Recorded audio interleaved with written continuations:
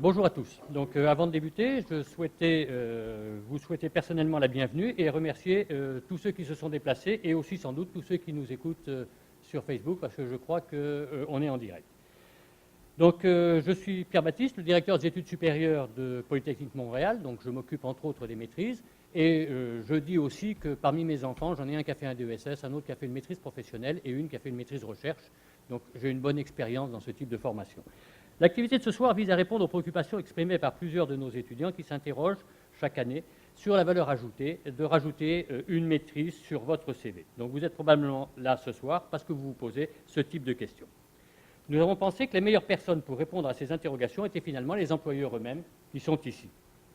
Donc vous avez devant vous des employeurs de choix qui ont gentiment accepté de se joindre à nous ce soir, de même qu'une récente diplômée. Donc j'aimerais vous présenter à partir de ma gauche, normalement, M. Francis Ouellette, qui détient un bac en informatique et une maîtrise de musique de l'Université de Montréal. Il est aujourd'hui directeur technique principal chez Fresh Solutions, une référence en matière de modernisation et de gestion de systèmes IBM I.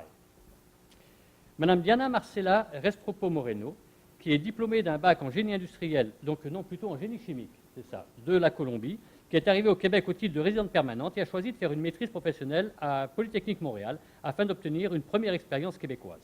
Elle a obtenu son diplôme en 2013 et elle est aujourd'hui conseillère en amélioration continue chez l'Innovati. Diana a été invitée aujourd'hui à titre de récente diplômée et non comme employeur afin de vous partager son expérience de cheminement. Monsieur Alain Gadebois, diplômé d'un bac et d'une maîtrise en génie civil de l'École Polytechnique Montréal, il est employé chez Veolia Water Solutions depuis 1996. Il occupe maintenant le poste de vice-président technologie au sein de l'entreprise qui propose une gamme complète de technologies et de services en conception, construction, exploitation, maintenance, modernisation et gestion des systèmes et installations de traitement des eaux et assainissement. Et aussi impliqué dans des chaires à l'École Polytechnique, si mes souvenirs sont bons. Monsieur Pierre Carabin, diplômé d'un bac et d'une maîtrise en génie chimique de l'Université McGill, il cumule plus de 25 ans d'expérience en génie des procédés et des technologies environnementales dans le secteur des pâtes à papier. Il travaille aujourd'hui comme directeur de la technologie chez Progenesis, un leader dans la conception, le développement et la fabrication et la commercialisation de procédés en plasma avancé. Finalement, M. Fassi Kafiké est, quant à lui, ingénieur, diplômé d'une maîtrise de l'Université de Liège en Belgique et d'un doctorat de Polytechnique Montréal. Il travaille depuis 35 ans pour Bombardier, un leader mondial de la fabrication d'avions et de trains. Il a occupé plusieurs postes au sein de l'entreprise et aujourd'hui, c'est à titre de directeur principal de l'innovation qu'il est avec nous. Enfin, ce panel d'une très grande qualité sera animé par M. Jason Robert Tavares, qui est diplômé d'un bac et d'un doctorat en génie chimique de l'Université McGill. Jason est aujourd'hui professeur agrégé au département de génie chimique de Polytechnique Montréal.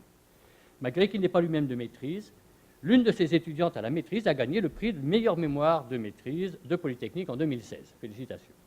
Jason a travaillé dans le milieu industriel avant de devenir professeur et c'est au sein de Pyrogenesis qu'il a acquis ses premières expériences sur le marché du travail.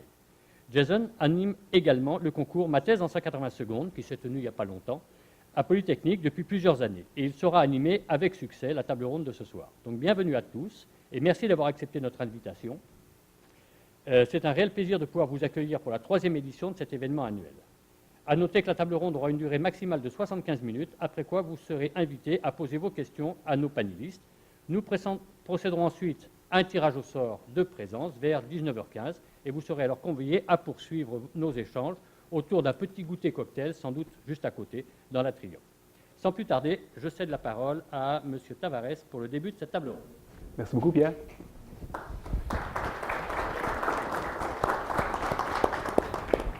Merci Pierre. Merci à l'équipe qui a organisé avec brio cet événement ce soir et bienvenue à mesdames et messieurs ici qui sont présents et également qui se joignent à nous via Facebook ce soir.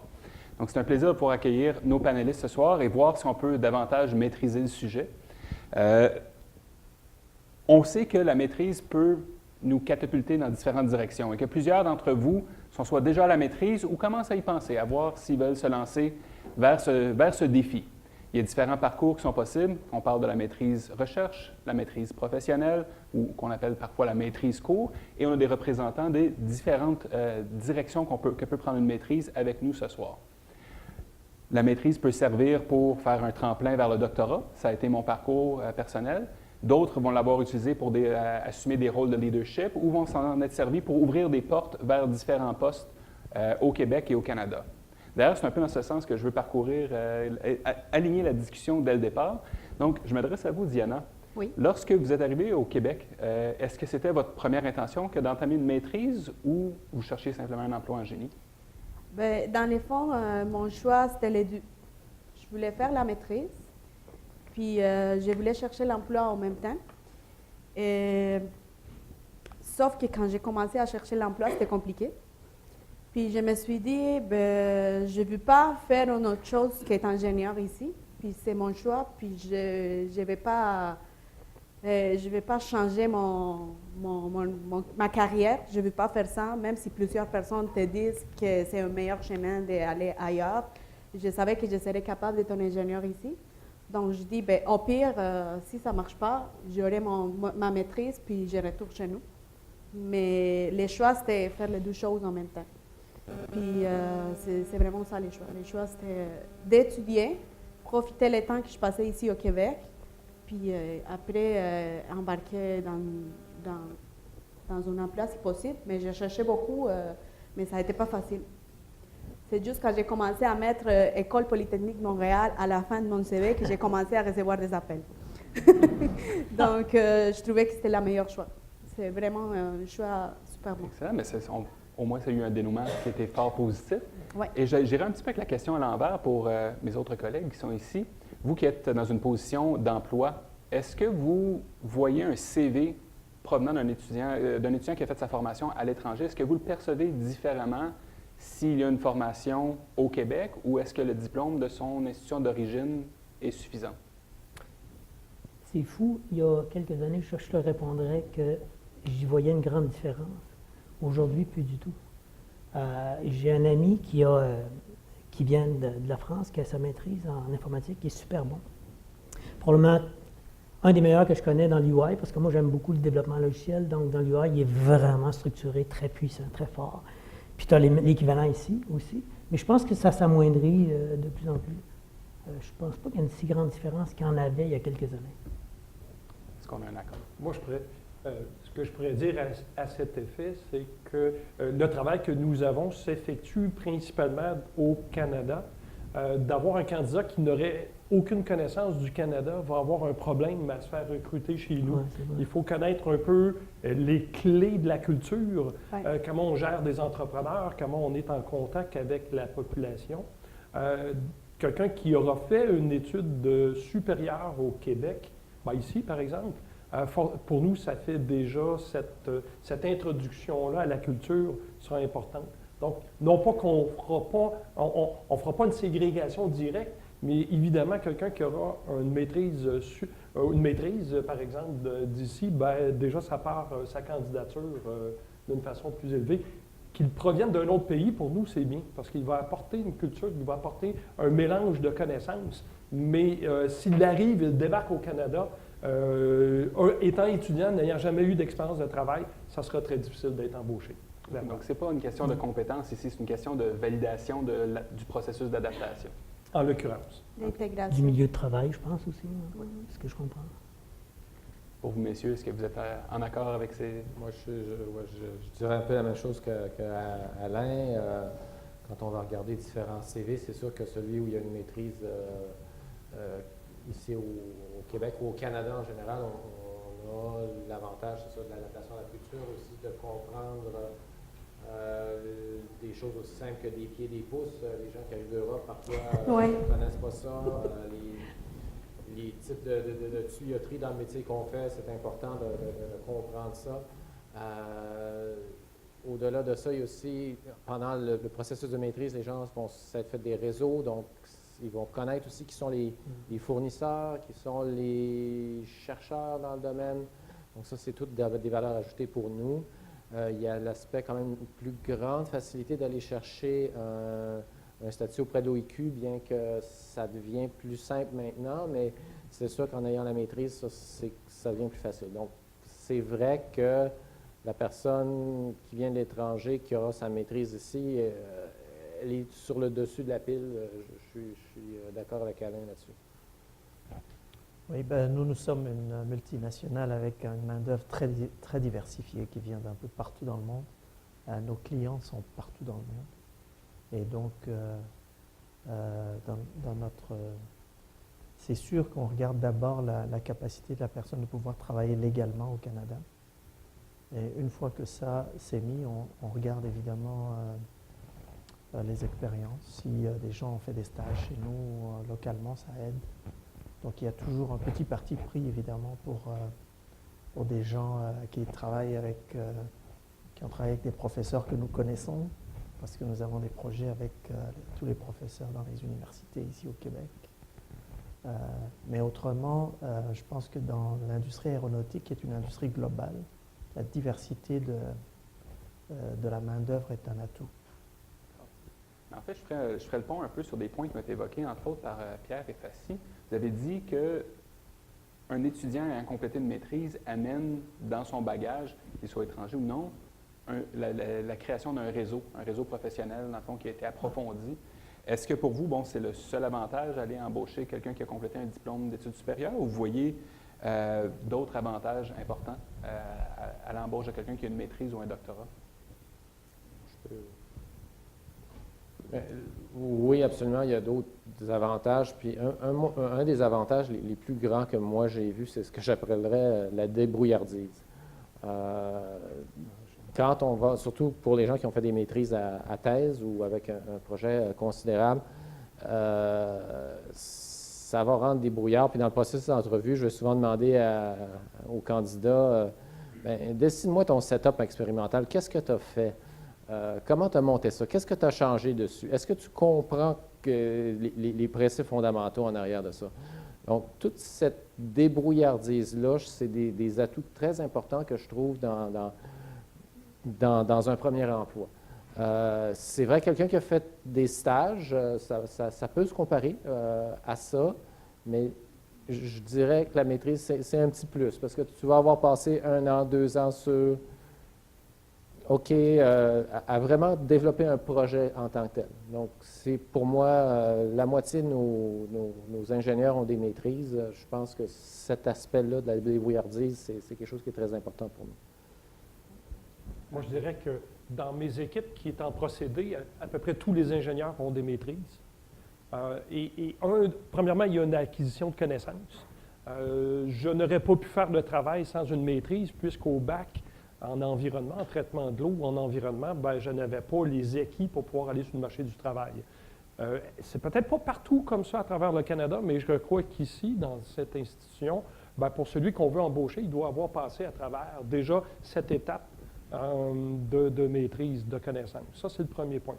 Je dirais que le deuxième point fondamental que nous recherchons, c'est quelqu'un qui a pu faire un projet de recherche. Dans le domaine où nous sommes, c'est un domaine d'innovation, c'est un domaine de pointe. Et on est constamment à la recherche et au développement de nouvelles technologies, de nouvelles solutions. C'est comme ça que nous nous distinguons, en l'occurrence, de la compétition ou de d'autres compagnies similaires. D'avoir passé à travers un projet de recherche, c'est important. Vous allez comprendre ce qu'il y a parfois derrière la recherche. Lorsqu'on lit une étude, il y a une méthodologie, par exemple, qui sera écrite. Évidemment, tout ne sera pas écrit. D'accord?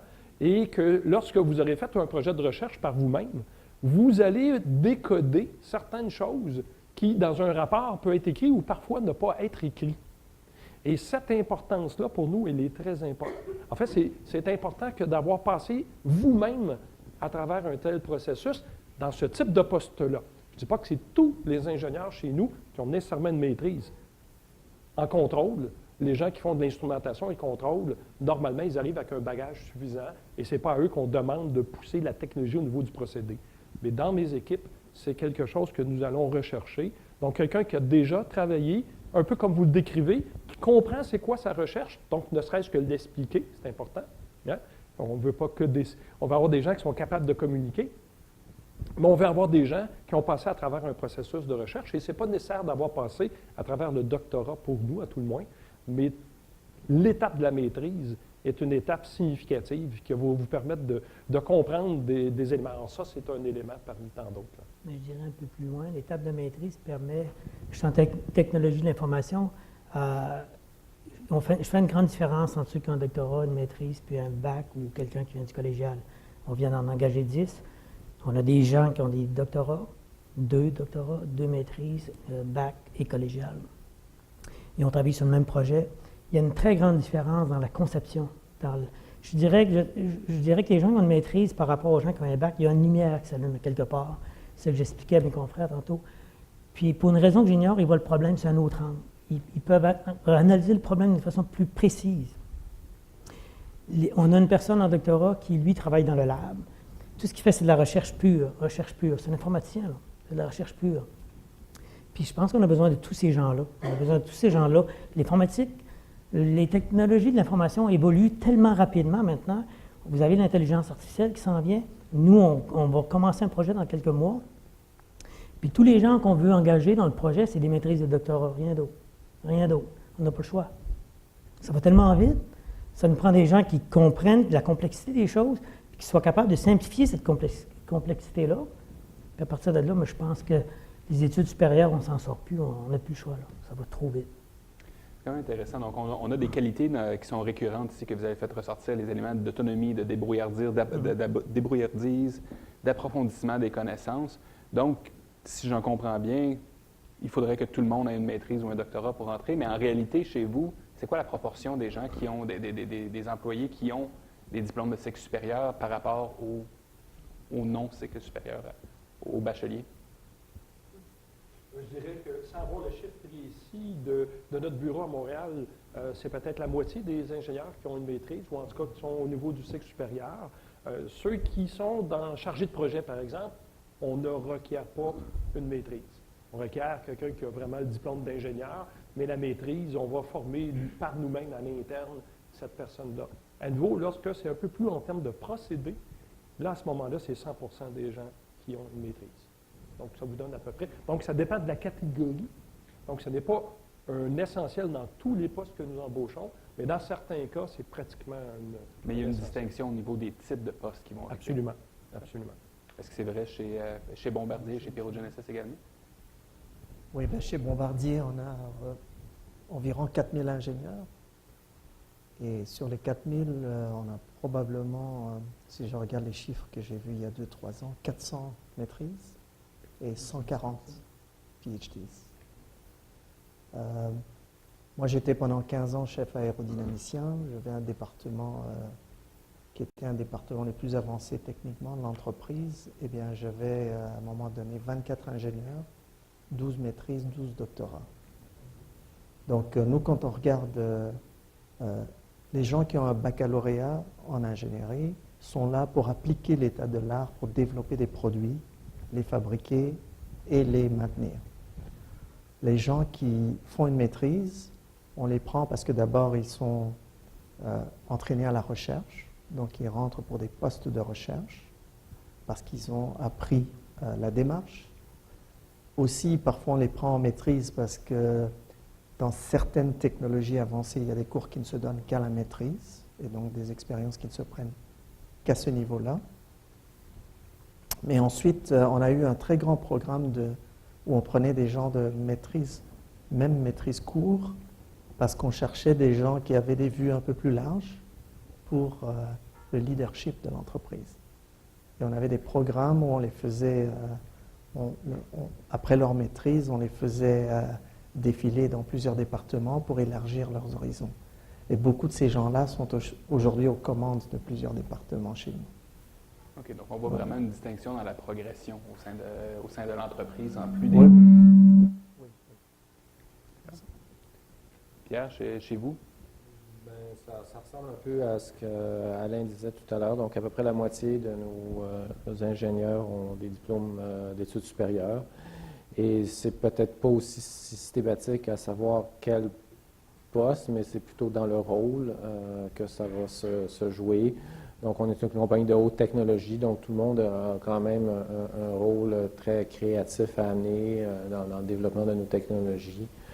Et donc, ça reste quelque chose qui est important. Et là, les gens qui ont des maîtrises, bien, souvent, naturellement, vont être appelés à travailler sur des projets de développement plus facilement. que ceux qui n'auraient pas ce background-là. Est-ce qu'il y a des postes qu'on considérait strictement réservés à un détenteur de diplôme des cycles supérieurs? Disons qu'on a l'exemple ici, on a 4 sur 5 des panélistes qui sont tous dans des rôles de leadership au sein de leur compagnie. Est-ce qu'on associe automatiquement un rôle de leadership à un diplôme des études supérieures ou est-ce que c'est orienté vers des disciplines spécifiques? Par exemple, si vous aviez évoqué qu'un département de recherche forcément va recruter davantage au niveau des cycles supérieurs. Mais est-ce qu'il y a d'autres rôles au sein d'autres postes au sein d'une compagnie où on va voir davantage un requis vers les cycles supérieurs? Dans notre cas, nous, je te dirais, c'est le lab. On cherche des gens comme vraiment des maîtrises de doctorat, je l'expliquais tantôt. Au niveau de faire de la gestion de plus haut niveau, je pense qu'il y a on cherche les gens qui ont une certaine qualité naturelle, d'autres personnes qui ont des, tu sais, faire de la gestion d'équipe. Parmi les jeunes, on a engagé 10 jeunes en haut passé. Okay? Dans ces 10 jeunes-là, j'expliquais tantôt, j'ai eu à les former pendant 1 mois de temps.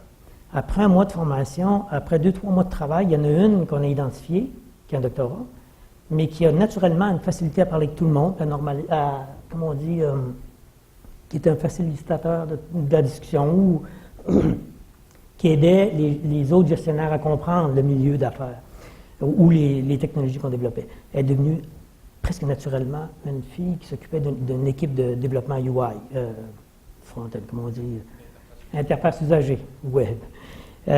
C'était comme naturel. Maintenant, est-ce que c'est parce qu'elle avait un doctorat puis une maîtrise, avait tout fait ce cheminement-là? Je ne suis pas certain. Je pense qu'il y a un certain côté qui est naturel, il faut l'admettre. De l'autre côté, quelqu'un, comme je disais tantôt, quelqu'un qui a une maîtrise, qui est capable de comprendre puis d'expliquer, bien, ils ont facilement des postes en entreprise de gestion ou parce que quand ils peuvent faire le lien entre tout le bateau, entre la technique et le management de l'autre côté. Mais il faut dire que nous, on est distribués un peu partout dans le monde. On a plusieurs pilotes, entreprises pilotes dans le monde. Puis, contrairement à vous, je dirais qu'on a à peu près 20 de nos employés sont des maîtrises, puis peut-être 4 de doctorat. C'est spécifique. Mais grosso modo, ça ressemble à ça. Diana, chez vous, comment est-ce qu'on percevrait quelqu'un qui obtient un diplôme de maîtrise, mais qui ne serait pas nécessairement diplômé en ingénierie chez l'Innovatio? Chez l'Innovatio?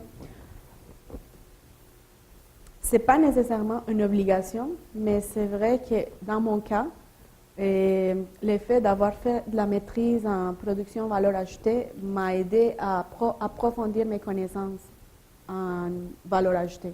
Puis je trouve que la maîtrise est très bien désignée en fonction des besoins du marché. Donc, de plus en plus, on parle de Lean Six Sigma, puis de comment est-ce que j'ai réussi à optimiser mes ressources en utilisant tout ce que j'ai. Puis, quand j'ai vu le programme de la maîtrise, tout est dedans. Fait que ça aide à approfondir parce que peut-être dans une bac, tu vas voir un peu de ça, puis un peu de ça, mais ce n'est pas nécessairement la profondisation. Puis, j'ai eu la chance de faire un projet de maîtrise où est-ce que j'appliquais toutes ces connaissances-là. Donc, ça m'a aidé beaucoup à voir à quoi ça sert dans les marchés. Puis, je l'ai fait dans un milieu qui n'est pas vraiment très normal de faire ça, puis c'est la santé. Donc, on a beaucoup besoin de faire l'amélioration dans la santé, puis j'ai eu la chance d'appliquer toutes ces connaissances en ça. Donc, c'est pas que mon employeur va demander en personne de faire une maîtrise, mais je trouve qu'on est mieux équipé pour faire ça. Puis l'autre chose, j'ai parlé avec Francis tantôt, c'est la crédibilité, parce que je travaille pour un cabinet de consultation. Donc, quand tu n'as pas les cheveux blancs, puis tu n'as pas 50 ans, puis tu arrives chez ton client, il va te regarder, il va te dire, mais qu'est-ce que tu vas me dire, toi? Tu ne sais pas plus que moi, là. C'est pas comme ça que ça fonctionne. Puis quand tu dis, au moins, mais j'ai une maîtrise, puis ça fait longtemps que je travaille, puis j'ai ça, ça aide beaucoup à la crédibilité pour un consultant. Donc, la consultation, la base, c'est la crédibilité. Si tu n'es pas crédible devant ton client, oublie ça, il ne va pas t'écouter, puis le projet va tomber à l'eau. Fait que ça m'aide beaucoup, puis quand tu es présent, parce qu'on travaille dans les domaines publics, puis dans les domaines privés, ça aide beaucoup quand tu arrives dans une Revenu Québec ou dans une Régie de bâtiment du Québec à dire, ben, j'ai des connaissances en arrière qui vont pouvoir vous aider. Donc, c'est un appui pour ça. Ça nous amène une question quand même assez intéressante. Donc, vous avez dit, cette maîtrise, les diplômes d'études supérieures amènent une crédibilité supplémentaire, puisque clairement, vous êtes jeune, vous n'avez pas les cheveux gris, vous n'avez pas 50 ans. Merci. Ben, ici, puis je m'adresse ici aussi à tout le monde. Si un poste affiché ne requiert pas une maîtrise, donc à candidature, si on vous soumet 2 candidatures, un à qualité équivalente, quelqu'un qui a seulement un bac et quelqu'un qui a une maîtrise, comment est-ce que vous jugez le dossier? Est-ce que vous le jugez différemment? Ben moi, je vais commencer. La première des choses qui va être importante pour nous, ça sera de la personnalité. On va regarder beaucoup, on travaille beaucoup en équipe. En fait, il n'y a à peu près aucun travail qui se fait seul. Donc, on va regarder beaucoup l'attitude de la personne. Sa capacité, ça a été dit, sa capacité à expliquer un concept, à le rendre à quelqu'un. Donc, on ne regarde pas quelqu'un uniquement, quelqu'un qui aurait fait une maîtrise ou un baccalauréat. Premièrement, si vous avez fait un baccalauréat, on dit à peu près, et ça c'est différent pour les Européens. Si vous venez d'Europe ici, je ne regarderai pas si vous venez de telle école ou telle autre. Forcément, mon alta mater ici, Polytechnique, j'ai un petit sentiment. Mais à la base, si vous avez un diplôme, vous avez normalement les prérequis. Voyez-vous? Donc, on va regarder beaucoup plus. Vous êtes-vous engagé dans quelques activités? Avez-vous fait, je ne sais pas moi, il y a toutes sortes de comités que vous avez ici. Ben moi, j'ai dirigé, je ne sais trop, tel comité. Ben moi, je vais regarder ça. Je vais regarder sa capacité à travailler en équipe et la capacité de l'humilité. Je n'engage pas quelqu'un qui sait toutes les réponses. J'engage quelqu'un qui est capable de dire non. Je ne le sais pas. Je vais trouver une réponse. Donc, on va pousser en entrevue, je vous donne un truc, en tout cas chez nous, je vais pousser le candidat sur des questions très faciles, mais des questions que je sais qu'il ne sait pas répondre. Et si vous me dites n'importe quoi, votre CV est mis de côté immédiatement. Voyez-vous, c'est important. On va avoir des candidats dont cette humilité-là va être ressortie. Donc, chaque compagnie a ses différences, ça, je vous dirais, mais l'attitude, votre capacité à communiquer va être importante, votre désir de collaborer, votre passion. Si vous arrivez à être passionné, vous avez fait quoi? Je m'intéresse. Avez-vous fait du patin artistique? Ne le cachez pas. Je veux le savoir. Je veux savoir parce qu'on veut savoir si vous êtes une personne qui est capable de gérer la pression, si vous avez fait du piano dans votre vie, vous avez fait un bac en musique, ou en fait une maîtrise, je ne sais trop. Cet apport-là est important. On n'engage pas un cerveau, on engage une personne. Et la capacité d'apprendre, la capacité d'apprentissage, la capacité d'écoute. Sachez que quand vous arrivez chez nous en entrevue, quand je vais vous chercher, l'entrevue elle commence au moment où je vous serre la main. Tout ça est important, je vais tout vérifier parce que c'est le moment clé que j'ai pour vous choisir. Donc, on va rechercher des candidats dans l'ensemble. Donc, si le poste n'exige pas une maîtrise, si le poste est un bac à la base, parce que ça existe chez nous, là, bien entendu, on va regarder toutes ces qualités-là. On va regarder, on ne choisira pas quelqu'un qui va arriver pour 6 mois chez nous, c'est très rare, on ne fait jamais. On va avoir quelqu'un qui va cheminer 5, voire 10 ans, il fera peut-être une carrière. Il sera important de voir qu'est-ce que vous allez apporter comme personne. Distinguez-vous, dites-nous qu'est-ce qui vous fait une personne unique. C'est ce qu'on veut savoir chez vous. Et si le fit, si ce que vous pouvez apporter correspond à ce qu'on recherche, ben voilà, c'est le sésame peut-être. Donc, vous recherchez essentiellement un collègue, vous cherchez une personne réelle devant vous avec qui vous allez pouvoir vous entretenir pour les mois, les années à venir. Donc, ça ne prend pas nécessairement une maîtrise pour devenir une personne, mais on voit que plusieurs des qualités développées au cours des cycles supérieurs correspondent un peu à ce que vous recherchez ou donnent au moins l'opportunité de les développer davantage. Avec 2 candidats ayant un bac ou une maîtrise, est-ce que je ferais une différence entre avoir le bac ou la maîtrise? Pas du tout, moi. Je pense que c'est le même avis que Pierre, si je me souviens bien, Alain, dans le sens, on va regarder la personne rendue là. On fera pas, il n'y a pas de frein, là. Est-ce que je vais avoir un frein à me dire, il va me coûter plus cher? Non, on ne se pose pas cette question-là. On va dire, mais c'est qui cette personne-là? C'est exactement ce que tu as exprimé, Alain, tantôt. C'est qui? Puis est-ce qu'elle va bien faire le travail à travers l'équipe? Moi, j'ai fait ma maîtrise en musique, j'ai travaillé en musique longtemps, dans des orchestres symphoniques. Quand tu travailles dans un orchestre symphonique, tu joues soit du violon, du corps, moi je suis un corniste, quand c'est le temps de jouer, tu joues. Tu ne te poses pas de questions. Tu as une partition devant les yeux, il faut que tu la joues. Tu joues donc en équipe. C'est la première chose qui m'a frappé en informatique, c'est cette notion de silo-là qu'il y avait. Puis maintenant, on n'a plus le choix aujourd'hui. Je le disais, ça va tellement vite. Il faut avoir beaucoup de connaissances. Tu ne peux plus rien faire tout seul dans ton coin. Ça prend nos collègues, c'est la même chose. Fait que la première chose qu'on en garde en entrevue, je suis d'accord avec Alain, comment il va se comporter à travers toute mon équipe, qui va joindre. C'est tout. Pour les maîtres d'orchestre chez Pyrogenesis et Bombardier. Si je reviens à la question de tantôt, c'était est-ce que candidat égal, maîtrise ou bac, est-ce qu'il y a une préférence? On a répondu tantôt au niveau de l'entrevue, ça c'est vrai qu'il y a toutes sortes d'éléments, mais si je reviens quand je reçois des piles de CV, je dirais que ça a surtout de l'importance pour des candidats juniors.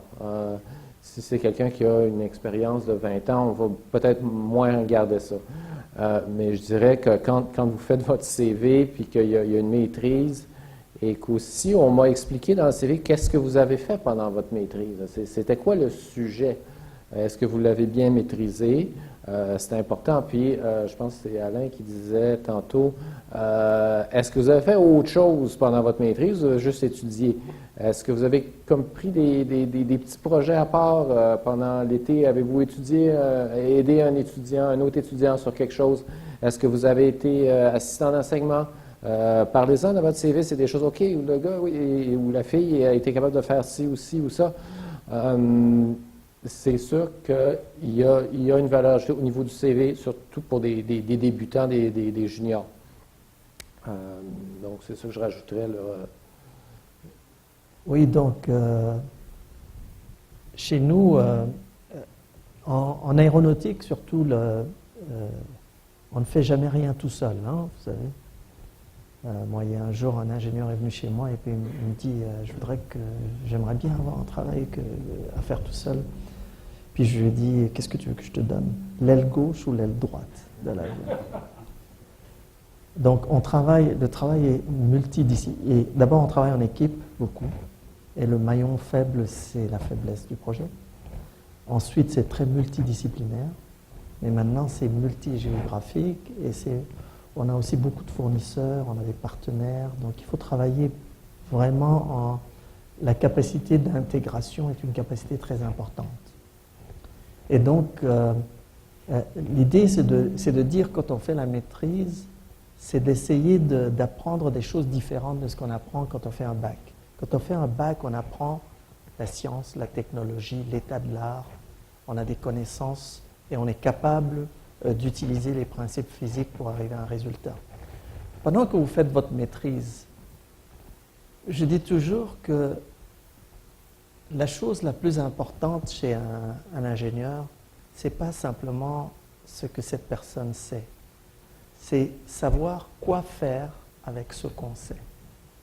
Et donc une maîtrise réussie, c'est une maîtrise dans laquelle, soit au cours de la réalisation d'un projet ou en faisant des cours, on apprend, on élargit ses horizons pour comprendre qu'est-ce que je sais, qu'est-ce que le travail demande et qu'est-ce que je peux faire pour avoir une adéquation entre mes connaissances et ce que le travail. Et les gens qui sont capables de ça se détachent très vite du lot. Et en général, on leur confie des responsabilités de plus en plus grandes et ils font en général de belles carrières. Bien sûr. Pierre, il parlait tantôt des ingénieurs juniors qui viennent juste de finir son bac. Donc, moi, j'étais comme une espèce d'ingénieur junior, malgré que j'avais travaillé 8 ans en Colombie.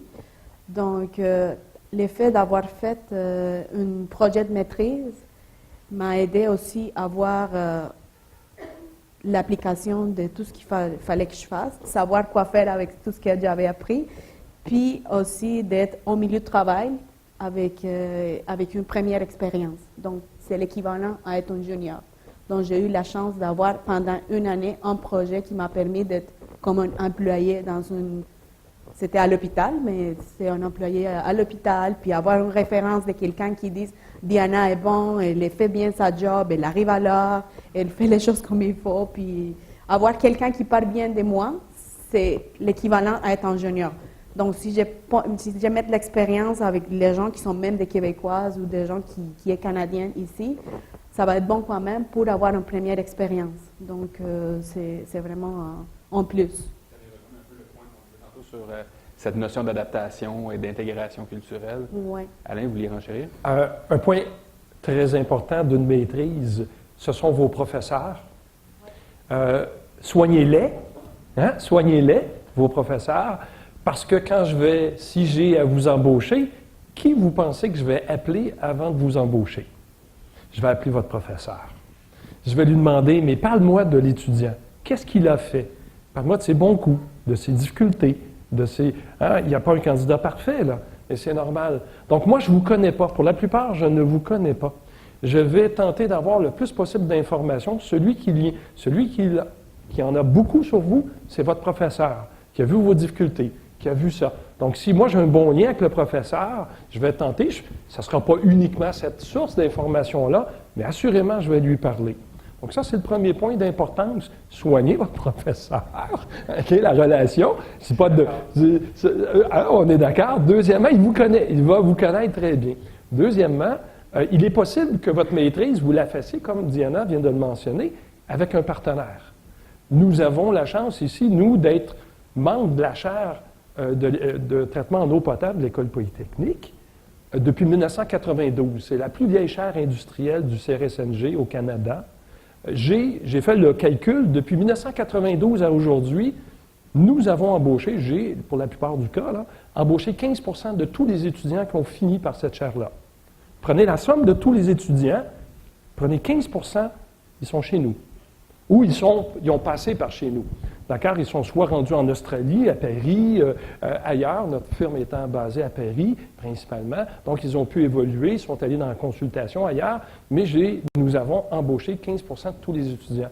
Et dans ceux que nous avons embauchés, forcément, la personne qui a fait un projet de recherche avec nous, qui a eu à discuter avec mes ingénieurs, pratiquement à la semaine sur l'évolution de son projet lorsqu'il faisait sa recherche, bien, croyez-moi, c'est le plus grand sésame. Si vous êtes capable d'avoir ceci, soignez aussi le partenaire avec lequel vous faites votre maîtrise. Il y a des maîtrises qui ne sont pas que universitaires, mais qui sont en lien, soit, j'imagine, avec Bombardier, vous l'avez nommé, stagiaire ou quoi. Ceci est fort important, vous allez vous faire connaître. Vous allez vous faire connaître à travers ça. Donc, c'est important, le professeur, votre partenaire, c'est des occasions. Ça ne veut pas dire que ça débouche nécessairement sur un emploi avec la firme sur laquelle vous travaillez. Il y a des questions d'ouverture de poste de toutes sortes de nature, mais c'est pour quelqu'un qui fait un bac, on ne vous connaît pas pour la plupart. Une maîtrise, il y a des gens qui vous connaissent. Vous établissez un réseau, on l'a dit. Vous avez vos collègues, vous avez des laborantins. Je connais même les laborantins ici du laboratoire. D'accord? On se croise, qu'est-ce que tu penses d'un tel? Comment ça a été? Comment la personne a été capable de travailler avec le type du laboratoire? Il va avoir la même perspective lorsqu'il travaillera avec nos propres laborantins ici. Donc, tout ça, c'est un facteur, c'est tout un tout qu'on va vous évaluer, évidemment, si vous faites une maîtrise à travers... je ne regarderai pas si vous avez 4 sur 4 en maîtrise. Bien sûr, c'est un élément intéressant de savoir si vous avez bien fait votre maîtrise. Mais avant de regarder le 4 sur 4, je vais regarder comment vous êtes évalué par vos pairs. Vos pairs étant tous ceux que vous avez croisés. Et si ça fait « oh, formidable », cette personne-là est devant une difficulté, elle n'a pas reculé, elle a dépensé du temps, elle a eu ci, ça, bien, voyez-vous, voilà, je vais le confirmer en entrevue, c'est sûr. Il y a plusieurs éléments que vous avez évoqués maintenant et qui sont ressortis en discussion jusqu'à présent, qui semblent s'axer davantage vers la maîtrise recherche, en fond, l'exécution d'un projet de recherche, l'indépendance, etc. Est-ce que vous voyez du même œil une maîtrise de recherche et une maîtrise dite professionnelle ou une maîtrise cours, autrement dit? Est-ce qu'il y a des qualités spécifiques que vous allez chercher chez l'un ou chez l'autre? Les gens qui font la maîtrise cours, on les met surtout dans des postes d'intégrateurs, parce qu'on estime justement qu'ils ont un peu cette ouverture qu'ils ont gagnée en faisant cette maîtrise-là. Donc on regarde plutôt ce côté-là. Mais on en a beaucoup aussi qui ont fait des maîtrises cours. parlé beaucoup de ça, mais je pense qu'une maîtrise où quelqu'un a fait de la recherche, c'est probablement plus ce qu'on recherche. Plus individuel.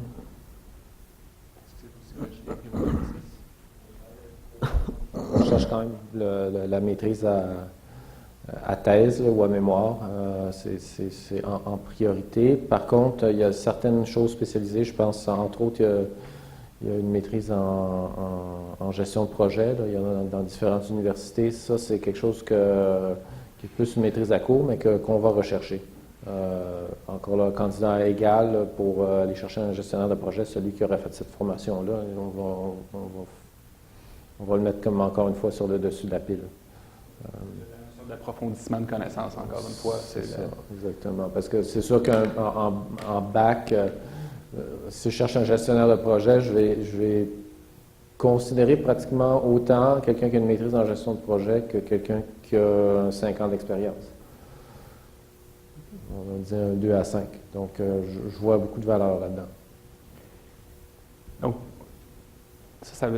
donc, on a fait ressortir les éléments positifs de la maîtrise professionnelle. Puis, bon, je sentais certainement que ça penchait vers la maîtrise recherche. Pour vos entreprises spécifiques, c'est des qualités souvent liées à la recherche qui étaient privilégiées. Est-ce que la recherche doit obligatoirement avoir été réalisée dans votre domaine d'expertise, ou simplement l'exécution d'un projet de recherche, c'est quelque chose qui est considéré suffisant? D'un projet de recherche, ça pourrait être suffisant. À cause qu'on est en technologie de l'information, c'est peut-être un peu différent de leur domaine, excepté Beaumarnais, je penserais. C'est sûr que si quelqu'un nous arrive chez nous et qui me dit j'ai étudié en profondeur une technologie qui s'appelle Spring, j'ai étudié ça en profondeur, je m'y connais très bien, il y a des fortes chances qu'on l'engage, parce que nous, c'est directement relié à notre domaine d'affaires. Si quelqu'un vient me voir et dit « Écoute, j'ai étudié le processus de modernisation d'une application » ou qui a fait une étude approfondie là-dessus, c'est aussi certain qu'on va l'engager parce qu'il est directement relié à notre domaine d'affaires. Puis tantôt, vous parliez de la maîtrise en recherche, la maîtrise plutôt courte. À quel moment on fait la différence? C'est quand le besoin se présente. J'ai pensé à ça depuis tantôt. Je me disais, si le besoin se présentait, j'aurais une tendance à aller chercher. Au lieu d'aller chercher quelqu'un qui a une ingénierie un bac en ingénierie, j'irais probablement chercher quelqu'un qui a une maîtrise courte pour faire un lien où j'ai besoin de le faire à un moment donné. Comme je disais, les technologies de l'information, c'est devenu très, très large. Les gens pensent que oui, le gars sur le coin de sa table, il fait quelque chose, oublie ça. Aujourd'hui, tu peux oublier ça. C'est des grandes équipes. C'est des grandes équipes. C'est multidisciplinaire. C'est les gens. Nous, on a des gens à Boston qui travaillent sur les systèmes, les anciens systèmes. On a des gens à Montréal qui les modernisent. On a des gens en Inde qui font telle affaire. Des gens en Australie qui font autre chose. Tous ces gens-là, ils doivent se parler. Puis, je dirais que vous avez, sauf une fois que vous avez une maîtrise, pour une raison que j'ignore, là, je vous le dis, Madvi, qui est une de nos employés, tous des noms bizarres, soit dit en passant, on n'a engagé que des gens qui venaient de l'extérieur du Québec, mais ils ont tous étudié ici à Montréal. Madvi, sa facilité de communiquer avec les gens en Inde a fait d'elle quelqu'un d'important pour notre entreprise, une maîtrise. Maîtrise ou un doctorat, je ne me souviens plus trop, mais entre les deux, mais Madvi, cette facilité qu'elle avait. Donc, outre la maîtrise, outre le fait d'avoir un doctorat, il y a le talent naturel qu'on en garde après ça pour utiliser la personne dans le meilleur de nos capacités, pour l'entreprise et pour la personne elle-même. Peut-être ça a l'air anodin, là, mais une maîtrise, ça donne beaucoup. Vraiment beaucoup. Moi, quand j'ai commencé, j'ai fait de la musique longtemps, puis un jour, ma blonde travaillait dans un domaine de la recherche opérationnelle en santé. Puis il y avait un gars là qui faisait son doctorat, il s'appelait Pierre. Il me faisait capoter ce gars-là. Je l'écoutais, son domaine, il le connaissait, il y avait chez lui quelque chose que je suis resté. Écoutez, ça fait des années de ça. J'étais à mon oncle, moi là, j'ai 61 ans. J'en garde les gens, je repense à ça dans les années 80, je me dis, mais Seigneur, c'était magnifique. C'était magnifique. Aujourd'hui, quand il arrive quelqu'un chez nous dans nos bureaux, les 10 que j'ai eu à m'occuper, je n'ai engagé aucun mois. Je ne suis même pas certain que je les ai engagés. Mais quand je les ai eus pendant un mois de temps, après un mois, je leur ai demandé de faire une démo, tout le monde. Fait que je mélangeais mes gens de doctorat avec les gens j'avais des gens qui avaient un collégial, des bacs, des maîtrises, doctorat. J'ai tout mélangé ça. J'ai dit, voici, on va faire dans un mois telle démo, telle affaire, un peu, je n'irai pas trop dans le détail. Quand ils ont fait leur démo, il y a eu 3 démos dans une journée, là, j'étais tellement fier. Je me dis, mais comment ils ont pu arriver à ça? Puis je les ai regardés travailler au jour le jour. Je les drivais. Comme on dit en français, je ne sais même pas. Je les motivais, je m'occupais qu'il ait la bonne connaissance. Puis une chose qui est importante, comme disait Alain tantôt, on ne le sait pas, c'est pas grave.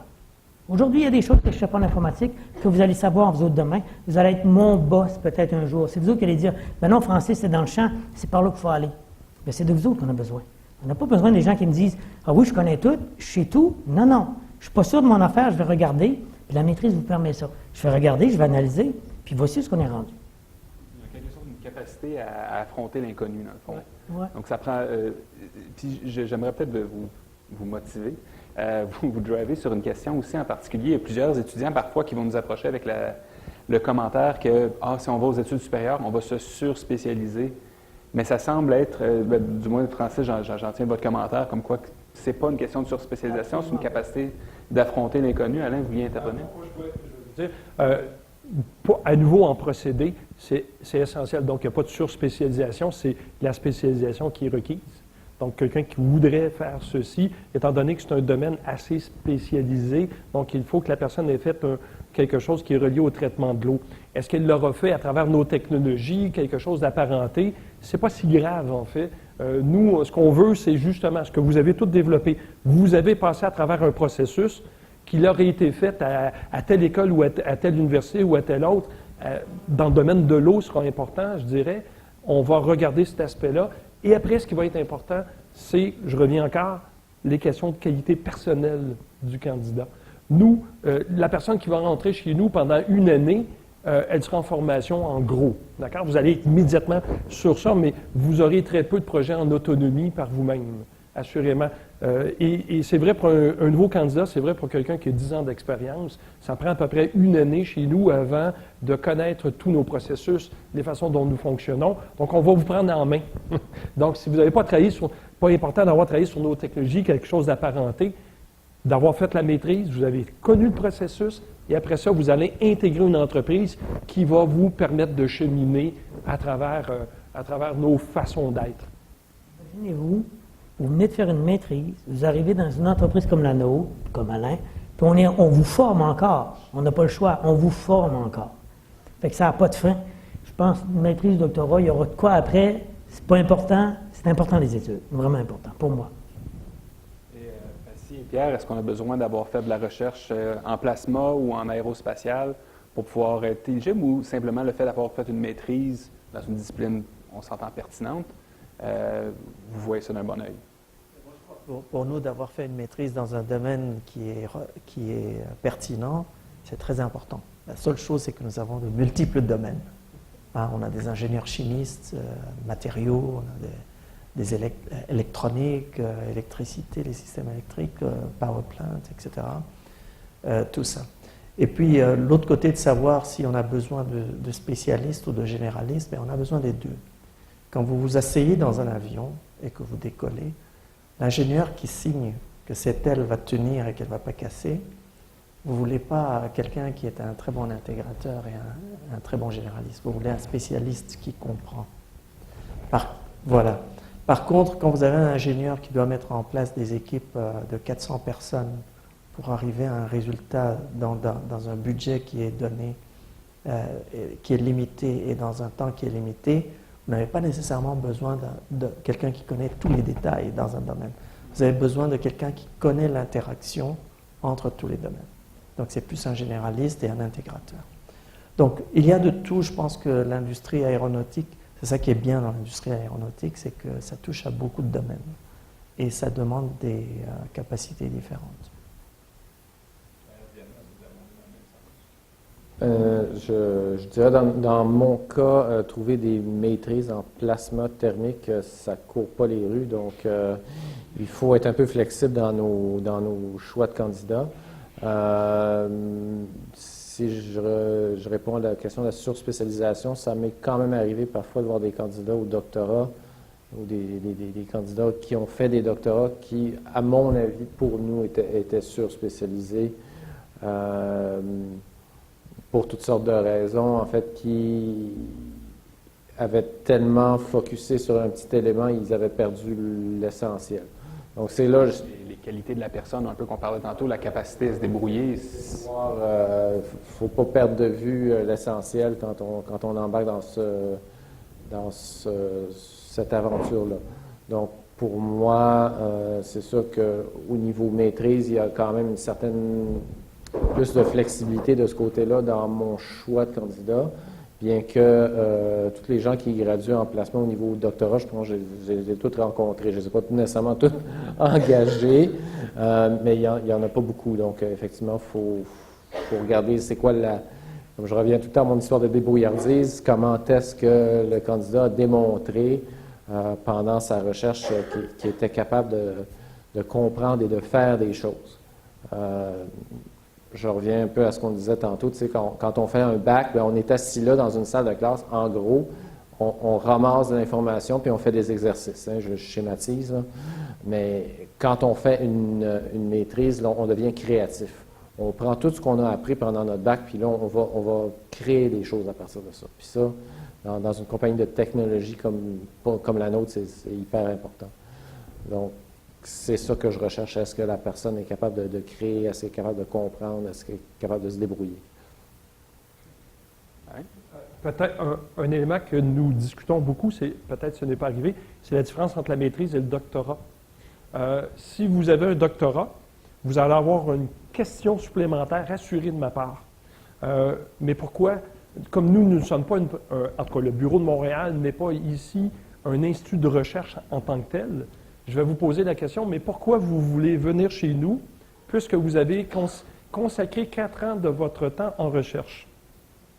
Grosso modo. Donc, il faudra avoir une bonne réponse à me donner. Et ceci parce que quand vous faites un doctorat, peut-être que vous avez ambitionné de devenir soit professeur, soit aller travailler dans un institut de recherche. Nous en avons un à Paris. Donc, ce sera des gens sur lesquels on va vous accueillir avec un doctorat à Paris dans ce projet de recherche. Chez nous, ça pourrait même être questionné. Parce que pour un peu ce que vous venez de dire, vous avez considéré 4 ans de votre vie sur un projet bien précis. Êtes-vous capable, lorsque vous allez arriver chez nous, à gérer 20 projets en même temps? Parce que c'est ça auquel vous allez être destiné éventuellement. Vous aurez 20 projets, une trentaine de projets qui vont concourir en même temps. Vous allez avoir la frustration de ne jamais aller au bout de... Ce n'est peut-être pas celui qui va signer l'avion qui vole, là, pour nous, mais effectivement, vous allez devoir rapidement prendre des décisions, alors qu'un doctorant, vous pouvez avoir 3 semaines, j'exagère un peu, 3 ans, mais 3 semaines à vous poser la question très pointue de telle affaire. Vous allez faire le tour de la question. Moi, vous allez avoir 3 minutes. Donc, ce 3 minutes-là, vous allez devoir penser très rapidement. Donc, le fait d'avoir fait un doctorat, ça ne nuira peut-être pas, dans notre cas, mais vous allez devoir faire la démonstration que cet aspect-là ne viendra pas chercher en vous quelque chose qu'au bout de 2 ans, vous allez dire « Oui, mais merde, j'ai peut-être pas fait le bon choix parce que ça tourne rapidement. » La beauté, c'est que justement, ceux qui sont habitués de tourner rapidement, vous allez avoir plein de projets, vous allez vivre plein d'expériences, et c'est ça qu'on va rechercher. Donc, attention. Donc, si vous faites une maîtrise, on a tout donné les bénéfices. Si vous faites un doctorat, peut-être vous spécialisez un peu votre champ de carrière après. Ayant dit tout ça, j'ai un doctorant que j'ai engagé, qui a fait son doctorat avec nous. Son professeur avait fait son doctorat avec moi avant. Donc, moi, j'ai un peu de cheveux gris, là, maintenant. Donc, et lui s'en va en marketing dans mes équipes.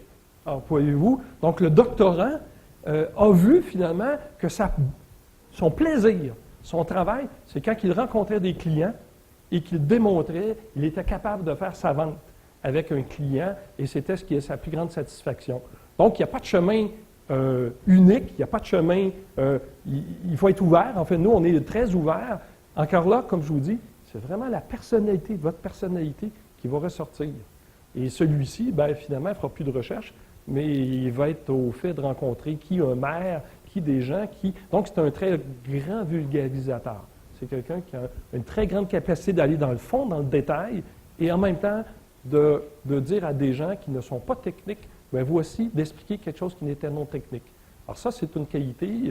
C'est pas parce qu'il a fait une maîtrise ou un doctorat, mais forcément, on l'a révélé après, et il s'en va dans cette direction-là. Voyez-vous? Donc, c'est... donc, à y réfléchir, donc c'était peut-être l'élément entre le doctorat et la maîtrise. entre Je les serais, deux. je serais curieux d'avoir le input de mon autre collègue panéliste qui a un doctorat pour voir est-ce que vous êtes en accord avec les propos soulevés par Alain? Ben, le doctorat, quelqu'un qui fait un doctorat, moi j'ai toujours pensé qu'on faisait un doctorat pour soi-même. Moi j'ai fait mon doctorat, j'étais déjà chez Bombardier, donc je ne l'ai pas fait pour trouver une job. Je l'ai fait pour moi-même parce que je voulais explorer un domaine qui m'intéressait. Mais quand on fait un doctorat, ça veut dire qu'on se destine soit à la recherche ou à donner des cours à l'université, ou on se destine à la recherche dans l'industrie, des choses comme ça. Alors quand on fait un doctorat, on passe 4 ans à essayer de démontrer qu'on peut arriver avec soi-même, avec des idées originales. Et donc les gens regardent le doctorat, mais quel est votre apport original aux connaissances et tout ça. Alors il faut faire très attention parce que quand on va dans l'industrie, ce n'est pas nécessairement une attitude que l'on veut garder. Parce que les gens qui ont des doctorats et qui n'ont pas réussi dans l'industrie, ce sont des gens qui sont arrivés dans l'industrie et qui ont voulu continuer à montrer qu'ils pouvaient faire des choses par eux-mêmes. Et donc qu'il ne fallait pas que ce soit un apport de quelqu'un d'autre, etc. Et donc, par contre, il y en a d'autres qui ont très bien réussi, mais c'est ceux qui ont dit ben, j'ai démontré que j'étais capable d'amener des idées originales. J'amène des idées originales, mais il y a beaucoup d'autres personnes qui amènent aussi des idées originales dans l'industrie. Et en mettant nos idées ensemble, on arrive à faire avancer les choses. Ceux-là, ils ont très bien réussi. En tant qu'employeur, je pense qu'on a une certaine responsabilité, par exemple. Si on a une personne qui a une maîtrise, une personne qui a un doctorat, il faut savoir l'exploiter comme tout le monde. Chez nous, on a une personne qui a un doctorat qui s'appelle Louis, une personne un peu renfermée. On est arrivé, on a dit à Louis, tu viens chez nous, voici la problématique qu'on a. C'est un sandbox. Essaie de voir s'il n'y a pas une solution à ça. On lui a jamais dit au gars qui a 3 ans de faire ça. Nous, dans notre tête, c'est clair qu'on lui a donné 3 ans. Dernièrement, il y a à peu près 4 mois de ça, il y a une équipe en particulier qui avait besoin de lui. Fait qu'on l'a embarqué dans l'équipe. Puis il a commencé à exposer ce qui se faisait à tous les jours. Excusez mon anglicisme, des fois, là, je mélange, mais à tous les jours. Fait, ce qu'il expliquait, c'est voici où je suis rendu, les gars, puis voici, ça, c'est vos besoins. Pour arriver à ça, voici les étapes que j'ai besoin de faire. J'ai été surpris de voir que je pense que l'entreprise où je suis, on a fait un bon choix en disant OK, on le laisse travailler sur quelque chose de spécifique, qui est de la recherche et développement, de la pure recherche et développement. Puis quand on en a eu besoin, c'est surprenant parce que je ne croyais pas qu'il serait capable de le faire. Il s'est adapté avec les autres équipes. Puis là, à chaque jour, il vient voir, il vient prendre le pouls des équipes, puis il dit moi, vous êtes rendu où? Avez-vous besoin de moi? Non, OK, merci. Sinon, il va rester avec l'équipe, avec son portable, puis il va travailler avec eux autres dans la journée. C'est un peu comme ça que ça se passe chez nous. C'est très polyvalent, je vous disais. Puis ici, ce que je veux faire, c'est. Moi, je crois beaucoup aux études. Enfin, je défends les doctorats présentement. Je pense que c'est important. S'il y avait de quoi après le doctorat, je dirais, allez-y, des études. Moi, j'ai étudié toute ma vie. Je n'ai pas les diplômes dans tout, j'ai étudié toute ma vie. J'ai arrêté d'étudier, je pense, j'avais 46 ans. Là, j'ai dû tasser, là. Je m'ai arrêté. Mais malgré tout, je suis en train de lire un gros volume qui est sur la sécurité informatique. Je lis sans arrêt. J'étudie sans arrêt. Puis chaque fois, j'apprends. J'arrive au bureau, il y a tout le temps quelqu'un qui va m'apprendre de quoi. Des fois, je me dis, mais voyons donc, comment ça fait que je ne sais pas ça? Mais c'est normal, c'est ça. Nos domaines sont rendus grands. Puis vous, demain, je le disais tantôt, vous allez me dire, mais Francis, c'est comme ça qu'il faut faire les choses, puis voici pourquoi. Ce qu'on attend de vous autres, c'est ça. C'est de vous qu'on a besoin demain. De moi, non. Mais de vous, oui. Comprenez, c'est important de comprendre ça. C'est important de voir votre maîtrise. Vous faites-la avec plaisir, arrivez au bureau, puis au bureau, n'ayez pas peur. Vous ne le savez pas, c'est pas grave. Mais ce que vous savez, vous devez me l'expliquer. Je vais être capable de comprendre, je vais être capable de vous suivre. Puis peut-être que je ne comprendrai pas. C'est pas grave, dites-vous que c'est un mononcle. Ça va venir, ça va prendre des mois, mais il va venir à comprendre. Mais c'est simple comme ça. Des fois, vous êtes tellement en avance sur nous, puis nous, il faut être humble un peu, puis comprendre, dire, bien, je ne peux pas tout savoir ça. Puis on va dépendre de vous autres demain matin. C'est de vous qu'on a besoin. On a fait ressortir beaucoup des qualités. Par exemple, je prends des mots-clés qui sont ressortis depuis tantôt. Communication, vulgarisation, explique-moi ce que tu as fait, capacité à interagir avec les autres membres de l'équipe, à avoir des attentes qui sont assez claires. Par exemple, Diana, est-ce que vous sentez, vous qui êtes passé dernièrement par la maîtrise, que ces aptitudes-là ont été développées pendant votre parcours? Oui, bien sûr, communication, le travail d'équipe, que c'est super important dans mon domaine. Et nous, comme conseillers en amélioration continue, ce on enseigne à notre client, c'est travailler en équipe pour arriver à un bon résultat. Donc, la maîtrise t'oblige à faire du travail d'équipe. Moi, dans tous mes cours, j'avais des projets de cours. Donc, il fallait que je travaille en équipe avec plusieurs personnes, multiculturelles, avec plein de choses dans son bagage. Fait que, oui, la communication, c'était important, mais le travail d'équipe, c'était aussi super important. Puis, il parlait tantôt que la maîtrise recherche, il donne la démarche pour aller pour arriver à un objectif, atteindre un objectif. Je trouve que la maîtrise aide à ouvrir tes horizons, puis être capable de faire une bonne analyse d'une problématique quelconque. Donc, quand j'arrive chez mon client, il a toujours un problème qu'il faut que ça soit réglé. Pas par moi nécessairement, mais il faut que j'aille une démarche établie, très disciplinée, pour que les clients arrivent à régler les problèmes. Donc, tout ce qui est l'analyse des problématiques, la maîtrise aide beaucoup à ça parce que, comme il disait tantôt, un bac, ça t'aide à savoir, voici les calculs, voici la chimie organique, voici la chimie, la physique, puis des affaires comme ça. Mais l'application, c'est la maîtrise qui te le donne plutôt. Depuis tantôt, on ressort beaucoup des qualités des cycles supérieurs, de la maîtrise. On a fait un petit peu de PhD bashing, mais quand même, on a fait ressortir des qualités aussi. Essayons de voir si on est capable de trouver des défauts à la maîtrise. J'aimerais un peu vous solliciter à ce niveau-là pour qu'on puisse essentiellement défaire des arguments. On a parlé de la surspécialisation tantôt. Est-ce que vous pensez que quelqu'un qui sort avec une maîtrise a des attentes salariales qui pourraient faire une opposition ou créer des embûches dans son plan son éventuel emploi? Je pense pas. Normalement, si quelqu'un a une maîtrise dans un domaine qui est pertinent au département on l'engage d'habitude un peu plus haut au niveau salarial que quelqu'un qui a un bac. Mais la plupart de nos demandes d'emploi, c'est écrit bac ou maîtrise. Et donc, ça dépend vraiment de la personnalité et ça dépend aussi de la personne qui embauche, quel est son besoin. Voilà. Je cherche là, depuis tantôt les défauts, mais j'ai de la misère à les trouver.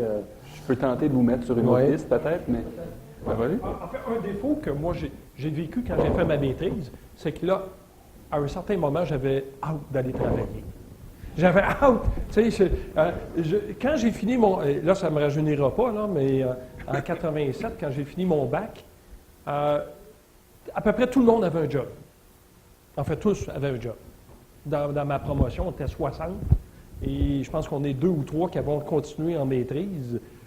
Pourquoi? Parce que moi, je voulais faire ça. Je voulais travailler en environnement. Les autres avaient d'autres. J'ai fini en génie civil, donc il y avait beaucoup de jobs disponibles à ce moment-là. C'était une bonne cuvée pour l'emploi. Et donc, j'ai fait ma maîtrise. Et à un moment donné, là, j'ai dit, mais là, ça suffit. J'ai hâte de travailler. J'ai hâte de gagner des sous. Donc, peut-être que ce côté-là, de dire, j'hésite entre... Et là, vous aurez arrivé à un moment, je ne sais trop quel est le niveau de l'emploi, mais je crois que c'est assez bon. Vous allez avoir à vous questionner. Est-ce que je vais immédiatement chercher un job? Peut-être j'ai même un poste qui m'est offert. Et est-ce que je vais faire une maîtrise? Donc, ce temps-là, vous devez vous le donner avec peut-être un revenu moindre, en tout cas avec plus de difficultés. Donc, ça, c'est peut-être un côté... et voyez-vous, ce que j'ai fait finalement, et je vous revenais là-dessus, dans ma maîtrise, moi, j'ai été embauché par la firme avec laquelle je faisais la maîtrise. Donc, ils m'ont offert un poste. Ils m'ont offert un poste avant que je finisse ma maîtrise. Et j'ai accepté. Et là, la difficulté, c'est d'écrire le mémoire. Alors là, vous devez écrire le mémoire au moment où vous travaillez. Donc, vous travaillez 40 heures, voire plus par semaine. Vous arrivez et là, vous devez rédiger votre mémoire. Je peux vous dire, pendant 6 mois, j'ai souffert l'enfer. Okay? Parce que vous ne pouvez pas écrire ça le week-end seulement, parce que vous ne vous souvenez plus de ce que vous avez écrit, je dis. Finalement, ce que vous allez vivre, c'est tous les soirs écrire. En tout cas, ça a été mon cas. Donc ça, je vais trouver ça un peu pénible. Voilà. Il faut être prêt à affronter ce type de défi-là. Vous avez souligné un point qu'il y a en 1987, tout le monde avait une job en sortant. Puis il y a des taux de placement qui sont quand même très bons pour les étudiants de Polytechnique. Ça vient par vague, par domaine. Par exemple, si on pense en génie informatique, génie logiciel, tout le monde, il y a plus d'emplois disponibles que d'étudiants disponibles. Alors, qu'est-ce qu'on dirait à un étudiant qui considère la maîtrise à ce point-là? Est-ce que c'est quelque chose qui a affecté votre progression de carrière? Nous, on a une fille qui venait de chez vous, qui a fini sa maîtrise chez nous. Puis c'est moi qui la gérais, je lui donnais du temps. Moi, j'ai eu cette chance-là. J'ai fait des études en statistique à l'Université de Montréal parce que Charles Tilquin enseignait ici. Puis il nous avait obligés, dans l'emploi que j'avais, d'étudier les statistiques, mur à mur. Fait que, puis comme j'ai eu cette chance-là, je me suis dit, tiens, mais j'avais l'opportunité de le faire au bureau. J'y ai laissé la chance d'avoir des journées qu'elle allait chez elle, à travailler sur sa maîtrise, mais on la payait pareil. Puis je pense que c'est normal. On est rendu là. La société est rendue là. On ne peut plus changer. Si on veut demain matin, si vous décidez demain matin que vous venez travailler chez nous, puis qu'on peut vous octroyer, mettons, tous les 10 jours, une journée où vous travaillez sur votre maîtrise, si on peut se le permettre, pourquoi pas? On ne pourra pas le faire avec tous les employés, mais on peut le faire de temps à autre, mais on le fait. Mais je l'ai fait. Je pense que ça vaut la peine de le faire. Puis aujourd'hui, on ne le regrette pas du tout. Elle travaille dans un département pour une compagnie américaine, puis ça va super bien. Moi, je dis toujours, quand j'ai fait mon bac, j'ai appris à devenir un ingénieur. J'ai appris l'art de l'ingénieur. Quand j'ai fait ma maîtrise, j'ai appris à réfléchir. Et quand j'ai fait mon doctorat, j'ai appris à innover. Et je pense que c'est un exemple, mais je pense que c'est comme ça que l'un se bâtit sur l'autre. Voilà. Moi, je dirais pour ceux qui pourraient réfléchir à réfléchir entre le fait d'aller sur le marché du travail ou de faire une maîtrise, aussi essayer de voir à long terme qu'est-ce que vous allez rechercher. Si tous vos collègues s'en vont prendre un job et que vous vous donnez le temps, néanmoins, il faut que vous ayez vraiment... vous avez dit ça, hein? Vous le faites par vous-même, pour vous-même. La première des choses, c'est qu'il faut qu'il y ait un appel en dedans de vous, dire « Ah ouais, je suis prêt à investir 2 ans, voire plus de ma vie dans un tel travail, dans un telle chose. » Il faut que ça vous plaise. Il ne faut pas y aller par... Il ne faut pas y entrer par reculons. Vous allez avoir de la difficulté. Si vous le faites, après coup, assurément, dans les promotions, dans certaines choses, je fais des conférences, je suis appelé à faire des conférences à donc je n'ai peut-être pas un doctorat, mais j'ai une maîtrise. Et pour ça, c'est valorisé. En quelque part, il y a une certaine disponibilité pour ce genre d'action-là. Donc, ce que vous allez investir dans le 2 ans, grosso modo, de votre maîtrise, 1 an et demi, 2 ans, voire un peu plus, va vous servir toute votre vie. Il va vous servir pour des promotions, il va vous servir pour aller chercher d'autres postes. Ça peut jouer. C'est sûr que quand vous aurez 15-20 ans d'expérience, après ça, la maîtrise sera un petit item de votre carrière. Mais au tout début, ouais, je pense que ça pourra jouer. Donc, ça peut être un item à considérer entre un job ou faire une maîtrise. Si vous anticipez pouvoir, si vous avez une certaine ambition, ça va vous servir. On arrive tranquillement, dans le fond, à clore notre discussion, mais je veux quand même qu'on ait un peu le mot de la fin, puis je vais entendre parler de tous et chacun. J'aimerais que vous puissiez nous relater pour les étudiants ici, puis ceux qui se joignent à distance, qu'est-ce que le diplôme a spécifiquement apporté à votre carrière personnelle? Parce que là, on parle d'un point de vue de l'employeur, puis évidemment, on a entendu parler de Diana un petit peu sur des éléments, mais qu'est-ce que ça a amené dans votre progression de carrière? Pensez-vous que vous seriez où vous êtes aujourd'hui sans votre maîtrise ou sans votre doctorat dans le cas échéant? Est-ce que vous pensez qu'il y aurait un élément qui aurait vraiment changé dans votre carrière sans ce diplôme-là? Et est-ce que vous avez, dans le fond, un conseil à remettre? Que je vais aller à tour de rôle. Francis, je vais vous laisser. Dans mon cas, j'ai fait ma maîtrise en musique. Je me souviens clairement, qu'est-ce que ça m'a permis? C'est vrai que le bac, tu apprends les choses, tu apprends comment faire les choses mécaniquement ou tu apprends ce que tu as besoin d'apprendre dans la base, mais la lumière, quand je parlais de la lumière tantôt qui s'allume dans le cerveau, qui te permet d'ouvrir tes horizons et de dire « Oh mon Dieu, je peux faire ça comme ça, je peux faire ça comme ça. » Moi, je n'ai jamais fait de doctorat, mais j'ai dû faire beaucoup de recherches dans l'équipe de recherche opérationnelle en santé, beaucoup de recherches. J'étais surpris parce que j'avais des gens qui avaient des doctorats autour de moi, puis ça m'influençait beaucoup. Puis il y avait des gens qui avaient des maîtrises aussi. Je vous l'ai dit tantôt, la petite lumière Je pense que ça vient de là, je ne vois pas d'où ça vient. Mais la petite lumière qui nous allume, qui fait, hein, t'as 10, moi j'ai 10 jeunes, là, les 2 qui ont leur maîtrise, les 2 qui ont leur doctorat, parce que ces 4-là, à chaque fois que je vous regarde, je les vois les 4, même éparpillés dans la salle, je les vois, je les sens, la façon dont ils écoutent, la façon dont tu vois dans les yeux, la compréhension est différente un peu. C'est ça, je pense, pour moi. Moi, c'est, encore une fois, c'est mon cas de venir de l'étranger. Je suis sûre que je ne saurais pas où est-ce que je suis. En passant, c'est ce que je voulais faire de ma vie. Je voulais être un consultant, puis j'arrivais rapidement à le faire. Puis c'est très rapidement parce que ça, c'était comme mon plan à long terme dans 10 ans. Puis je l'ai eu 2 ans après avoir mon premier emploi. Puis sans ça, je ne l'aurais pas eu. Fait que pour les gens qui sont dans mon cas, ça m'a donné que des bénéfices. Être membre de l'Ordre des ingénieurs, c'était plus facile. On n'a pas parlé de ça, mais c'est beaucoup plus facile de rentrer à l'Ordre des ingénieurs quand tu as fait ta maîtrise. Puis arriver où ce que je suis, je ne l'aurais pas fait sans ma maîtrise. Fait que pour ceux qui sont peut-être dans les mêmes cas que moi, c'est vraiment un bon chemin. Peut-être que je pourrais apporter 3 éléments distincts. Premièrement, la fierté. Écoutez, dans mon cas, je peux dire j'ai collaboré dans une équipe de recherche où on a pu démontrer l'effet des bactéries dans le traitement de l'eau potable en eau très froide. Ça vous paraît un peu étrange chose, mais aujourd'hui, j'en suis encore très fier. Je peux encore si vous me posez une question, pour moi, ces 2 ans de ma vie, ils sont imprégnés en dedans de moi. Et un peu comme vous dites, il y a une partie de cette fierté-là qui va toujours m'accompagner. Nous avons réussi à faire cette démonstration-là contre vent et marée, contre des gens qui nous disaient, ben non, il n'y a aucun effet.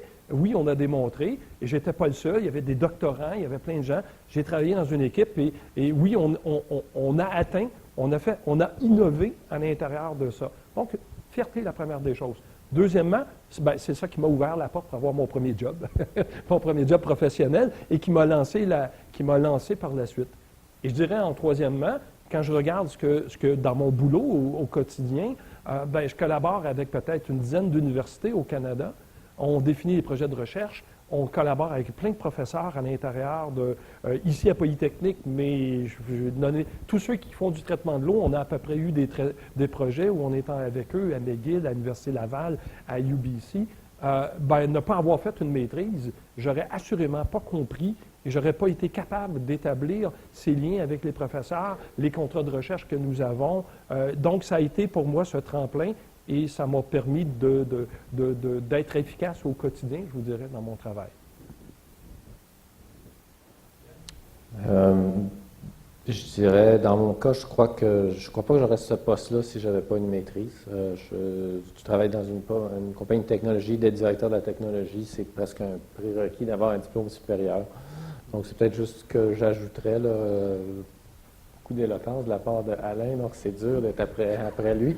Mais, donc, c'est tout ce que je rajouterais. C'est ça, moi c'est très simple. J'aurais pas eu un emploi en aérodynamique numérique si j'avais pas de maîtrise, simplement parce que l'aérodynamique numérique était un cours de maîtrise. Une autre chose, quand je dis qu'on apprend à réfléchir quand on fait une maîtrise, c'est le fait que quand on fait son bac, on est plusieurs étudiants avec des profs qui donnent cours. Quand on fait une maîtrise, que ce soit une maîtrise recherche ou cours, on a quand même des relations privilégiées avec son directeur de recherche. D'où je dirais, quand on fait une maîtrise, choisissez bien le prof avec qui vous allez travailler. Parce que, oui, mais aussi quelqu'un de qui vous pouvez apprendre. Parce que moi, j'ai appris à réfléchir beaucoup avec mes discussions avec mon directeur de recherche, et ça ne se limitait pas simplement à ma thèse, ça passait dans son expérience, etc. Et le fait que je sois un étudiant à la maîtrise pour lui, il me consacrait plus de temps qu'à un étudiant au bac, et donc ça m'a permis d'apprendre à réfléchir en l'utilisant comme partenaire. Ça, c'est très important. Merci beaucoup pour toute mon intervention aujourd'hui. Ce que j'en ressors beaucoup, c'est, premièrement, une maîtrise, ça semble tout à fait désirable à faire, puis il y a une valeur ajoutée à entreprendre une maîtrise. Vous avez sorti des éléments de qualité sur l'approfondissement des connaissances, l'accroissement du réseau professionnel, la capacité à affronter l'inconnu, créer un réseau local, dans le fond, qui nous permet d'avoir une adaptation plus ciblée. Mais bien entendu, depuis tantôt, moi, je vous pose des questions, mais il y a une salle pleine devant nous qui aimerait vous poser des questions également, peut-être vous amener ailleurs que ce que je vous ai posé comme intervention. Donc, j'ouvre maintenant à notre audience si vous avez des questions pour nos panélistes. Allô? Moi, je voudrais savoir, par exemple, parce qu'il y a certaines personnes qui font une maîtrise pour changer de domaine. Par exemple, quelqu'un qui a un bac en génie chimique, puis qui est plus, qui réalise finalement, qui est plus intéressé par le génie mécanique, fait une maîtrise en génie mécanique. Je voudrais savoir, pour vous, employeurs, est-ce que vous avez plus considéré la personne qui a un bac en génie mécanique, mais pas de maîtrise, ou une personne qui a un bac en un génie différent, puis une maîtrise en génie mécanique, par exemple?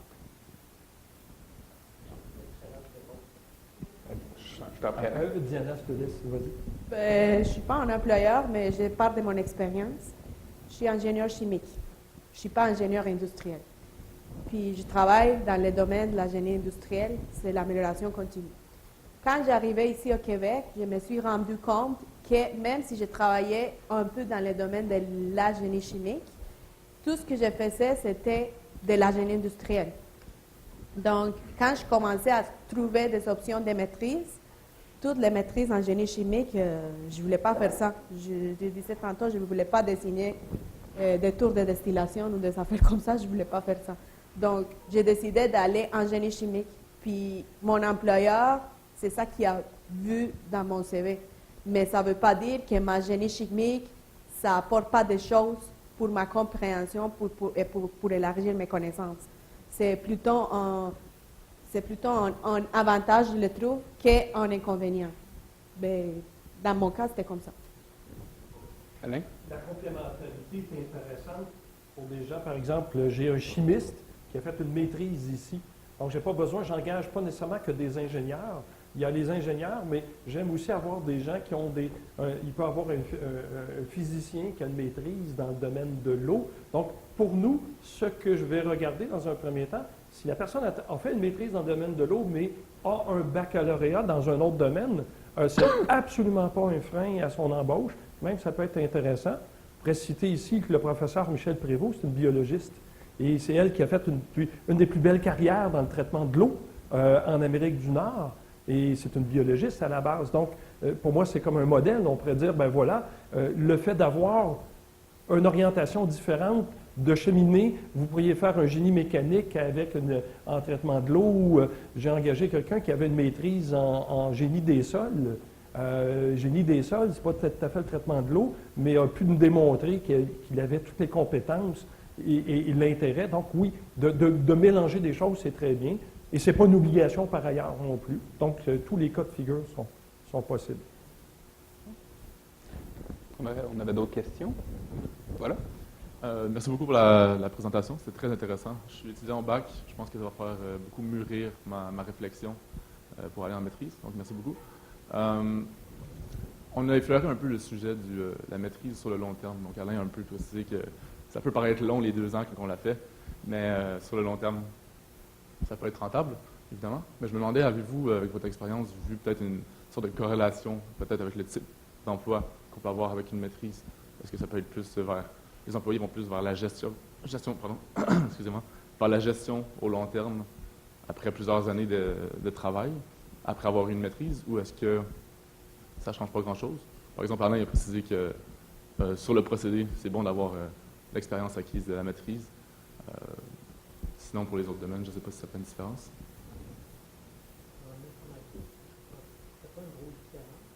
On voit des gens qui ont une maîtrise, qui veulent devenir gestionnaire, je pense que c'est ta question. On voit des gens qui deviennent gestionnaires, mais il y a toujours aussi une relation entre l'individu, la personnalité et ses études. Puis on a aussi des gens qui ont des maîtrises qui veulent juste continuer à programmer, pas programmer, pas programmer, parce que c'est ce qu'ils aiment.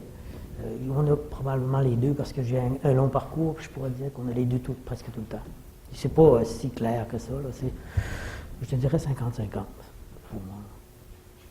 Par ailleurs, cette question-là se révèle pour beaucoup d'ingénieurs, beaucoup de personnes dans nos équipes, parce que c'est des gens qui vont faire une carrière essentiellement technique. ou est-ce que ça sera une carrière de gestionnaire? On a besoin des deux. Et ce n'est pas la maîtrise qui va vous destiner dans un ou dans l'autre. Ce sera vraiment vos qualités personnelles, ce sera vraiment votre intérêt. Vous êtes un gestionnaire, vous allez devoir écouter des gens qui vont rentrer dans vos bureaux. Oui, c'est ça. Ce que j'aime dire comme gestionnaire, 95% de tous les problèmes que je rencontre ne sont pas des problèmes techniques. Ce sont des problèmes humains. Ce sont des problèmes de qui je mets avec qui, travailler de quelle façon, de mélanger les choses. 5% c'est technique, mais 95% de mes défis, 90% de mes défis demeurent à comprendre, à faire une synthèse des choses. Donc, elle se passe à d'autres niveaux. Et pour quelqu'un qui a ses intérêts, éventuellement, il pourra avoir un cheminement plus de gestionnaire à l'intérieur d'une entreprise. Quelqu'un qui arrive le soir et qui dont la joie, là, qui pourrait dire, voici, j'ai réglé tel problème technique, tel ci, tel ça, on va le promouvoir parce qu'on en a besoin et on va le promouvoir. On ne veut pas que des gestionnaires, forcément, ça ne marcherait pas. Là. Donc, on veut avoir vraiment des gens qui sont destinés sur la technique, mais d'avoir des gestionnaires aussi, c'est d'autres talents. Et parfois, des fois, c'est peut-être des gens qui iront faire une maîtrise plus tard, rarement tout de suite après leur bac, mais une maîtrise en gestion des affaires, qui existe de ce genre de choses-là pour aller se spécialiser aux besoins. Mais ce n'est pas un prérequis non plus. Vous avez une question par ici? Oui. Au début, on a parlé des étudiants étrangers, par exemple, qui viennent faire leur maîtrise ici. Je voulais savoir, pour le cas contraire, pour quelqu'un qui aurait fait son bac ici et qui va faire sa maîtrise à l'étranger, est-ce que pour vous, une maîtrise à l'étranger, c'est différent d'une maîtrise ici? Est-ce que c'est un plus ou un moins? En début, ce soir, j'expliquais que pour moi, il y a quelques années, je t'aurais dit qu'il y a une différence il y a 5, 7 ou 8 ans. Aujourd'hui, non. Aujourd'hui, quand j'ai travaillé chez JSI Electronics, c'était en électronique, on avait beaucoup de gens qui venaient du Maroc, qui avaient fait leur bac là-bas, qui avaient fait leur maîtrise ici. On avait beaucoup de gens d'ici qui étaient allés en France, qui avaient fait leur maîtrise là-bas, qui revenaient chez nous. Au niveau culture, compte tenu que tu as étudié ici, ta culture t'est adaptée. On parlait de culture tantôt, de la culture du Québec, la culture du Canada. Les Nord-Américains, on a une certaine culture, on ne travaille pas comme les Européens ou les Allemands. Mais non, il n'y a pas de différence, pas vraiment. Pas de notre point de vue, en fait. Je pourrais dire de mon côté que je regardais un candidat qui aurait fait un bac, mettons, à Montréal et une maîtrise ailleurs, va avoir démontré sa capacité d'adaptation. Donc ça, c'est assurément un point de vue qui pourrait être intéressant. C'est-à-dire que vous êtes, mettons que ce soit un Montréalais d'origine puis qui est allé faire une maîtrise ailleurs, tu as été désimplanté de ta culture, tu as réussi à performer ailleurs. Donc ça, c'est un plus. Il y a beaucoup de mobilité au sein de notre entreprise. L'entreprise pour laquelle je travaille, il y a des possibilités partout à travers le monde, en Australie, en Afrique du Sud, en Russie, en fait. Bref, quelqu'un qui veut de la mobilité pourrait en avoir. Donc, quelqu'un qui aurait ce profil-là, on ne le recherche pas à la base, mais ça sera un plus. Je dirais, en quelque sorte, il pourrait avoir un plus. On a des gens qui sont allés au MIT, il y a des gens qui sont allés faire, et pas nécessairement des diplômes, entre guillemets, de prestige, mais d'avoir pu vivre une expérience à l'étranger démontre déjà quelque chose de différent pour un candidat. Donc oui, la réponse, il pourrait avoir un intérêt. Oui.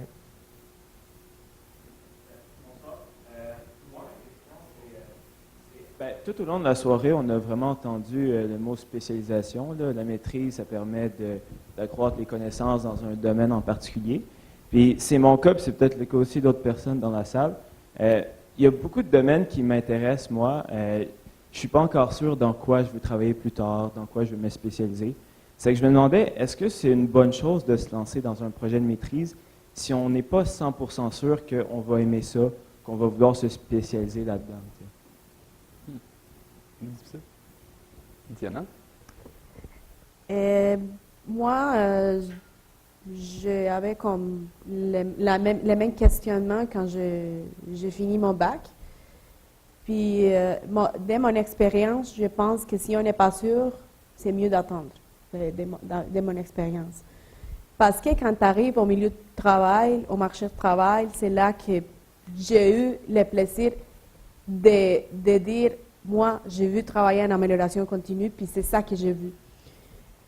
Peut-être, si je ne l'aurais pas fait comme ça, j'aurais peut-être choisi en maîtrise en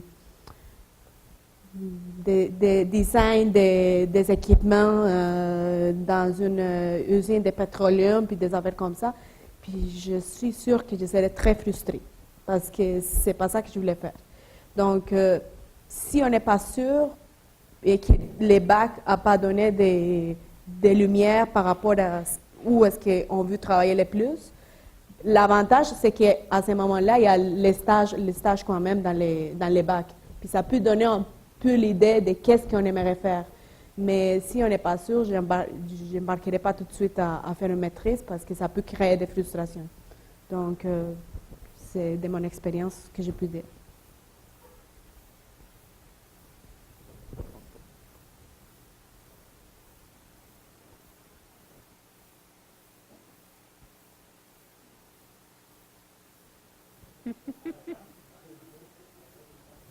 Allô? Oui, OK. Je me demandais en fait, vous avez dit tout à l'heure que il n'y a peut-être pas beaucoup de différence entre les différentes universités dans le sens qu'un candidat vient d'une université ou une autre, mettons à Montréal, c'est pas une très grande différence. Par contre, je remarque, en fait, c'est tout ce que j'ai interprété, mais au niveau du bac, j'ai l'impression qu'il y a une bonne différence, par contre, entre les finissants en l'ETS et les finissants à la Polytechnique. Je me demandais, quelqu'un qui se présente avec juste un bac pour un poste qui peut demander un bac ou une maîtrise, est-ce que ça fait une grosse différence la provenance de Polytechnique ou de l'ETS si cette personne a juste un bac ou si cette personne a une maîtrise également? Elle est bonne ta question, elle est vraiment bonne. Avant de travailler chez Frey, j'ai travaillé chez une autre entreprise où ils faisaient venir, on allait à l'ETS régulièrement, recruter. On recrutait beaucoup de monde, mais vraiment beaucoup de monde. J'ai beaucoup d'amis, moi, qui sont sortis de la Polytechnique. Est-ce qu'il y a une différence? Oui, il y a une différence. Est-ce que ce soir, je vais vous exprimer la différence que moi j'ai dans ma tête par rapport à ça? Non, mais il y a une différence. Puis, est-ce que j'apprécie? Il y a rendu là, c'est un peu comme on l'exprimait tantôt. Je reçois 2 CV, un qui a un bac, un qui a une maîtrise. Il y a des fortes chances que ça va être l'individu, m'a tablé sur l'individu. Je n'en garderai plus les diplômes. Parce que là, je veux un candidat dans l'entreprise. Est-ce que, Alain l'exprimait très bien tantôt, est-ce qu'il va bien aller avec l'entreprise? Maintenant, si tu me demandes, est-ce que j'ai quelqu'un qui arrive avec d'un bac, de l'ETS et à la Polytechnique? Moi, j'ai les cheveux gris, j'ai déjà des idées préconçues, puis j'ai vécu quelque chose qui me permet de dire, mais être honnête, là, je vais préconiser une équipe par rapport à l'autre. Là, je suis vraiment honnête. Mais outre ça, je vais en garder les individus parce que il faut toujours tenir compte que quand vous arrivez en entrevue, c'est vous qu'on en garde. Votre CV, on l'a gardé. On s'en souvient peut-être même pas. Il y a tellement eu de candidats qu'on ne s'en souvient pas des fois. Quoique je fais mes devoirs. Je m'assure d'avoir lu le CV avant que vous arrivez. Mais rendu là, c'est vraiment l'individu qui compte. Mais c'est sûr qu'on a des perceptions. Moi, j'en ai une, personnelle. Puis je trouve que c'est normal qu'on ait des perceptions. On est des êtres humains. Il faut l'admettre. Outre mesure, non, c'est plus l'individu. J'aimerais certainement entendre de la part des autres membres, des autres panélistes à ce niveau-là, parce que c'est une question qui est chargée, mais quand même très intéressante. Ça dépend de ce qu'on cherche. Certaines universités qui sont plus fortes dans certains domaines, je ne veux pas dire plus fortes, mais plus adaptées à certains postes, si on peut le dire comme ça.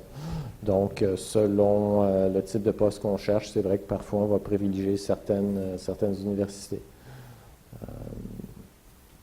C'est comme ça que je répondrais. Moi, je reviens parce que je connais la différence entre le modèle européen et le modèle nord-américain.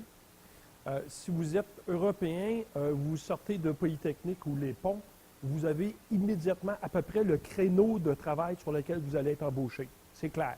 Les gens, on vous catégorise rapidement et ce n'est pas un jugement que je fais, c'est relativement des faits. Vous allez avoir possibilité de ça. Et si, par ailleurs, vous avez été dans une autre école, il y a des postes que vous pourrez appliquer ou pas.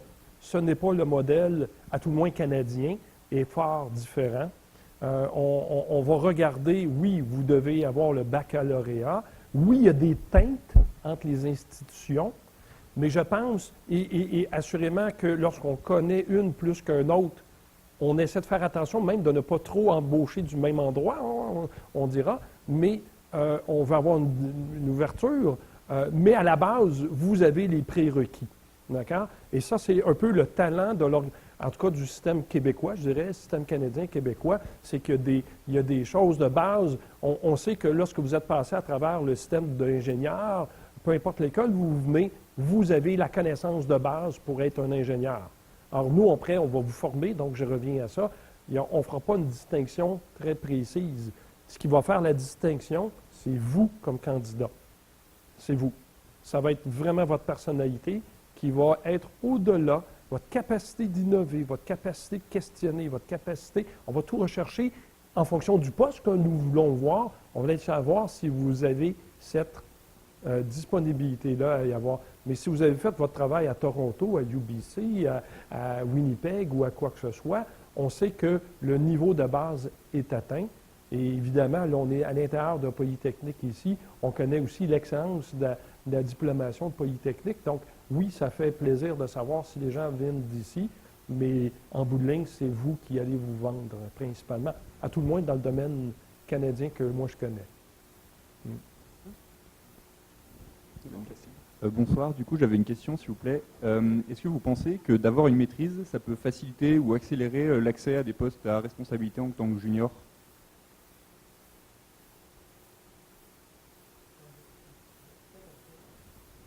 Madhvi a une maîtrise ou un doctorat, mais c'est sa personnalité qui a fait en sorte qu'on lui a donné des responsabilités d'une équipe. Ça n'avait plus vraiment rapport avec ses études. Maintenant, on voit ça dans les entreprises en général. Moi, j'ai fait beaucoup d'entreprises. Il y a des entreprises comme les grosses entreprises d'assurance-vie. Ils vont regarder les études, ils vont cibler des gens, puis ils vont essayer de les amener. Mais dans certains cas, tu vas avoir des gens qui sortent du lot qui n'ont pas les mêmes études. Je pense que rendu là, c'est plus la personnalité. Mais il y a déjà un pas d'avance que vous avez parce que, je disais tantôt, quand tu as une maîtrise, tu as l'esprit un peu plus ouvert. Fait que tu regardes plus les problèmes. Moi, je répète souvent ça. Il faut regarder la forêt pour vous. Être capable de regarder la forêt, regarder l'arbre. Regarder la forêt, regarder l'arbre. Ça, c'est une technique ou une façon de travailler qui fait que tu peux regarder des problèmes très pointus. Puis au lieu d'être comme ça, tu te recules un peu, tu te dis, mais coudonc, qu'est-ce qui ne va pas? Comment je peux adresser le problème? Tu peux regarder sur un autre angle. Je pense que les gens qui ont une maîtrise ont cette facilité-là. Les autres ont un bac un peu moins.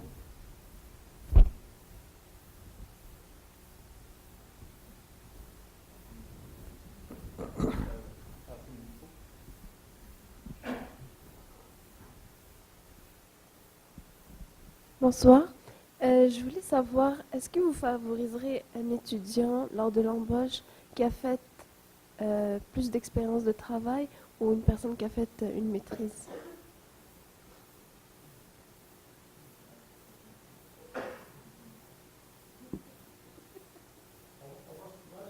Dans notre description, maîtrise ou équivalent.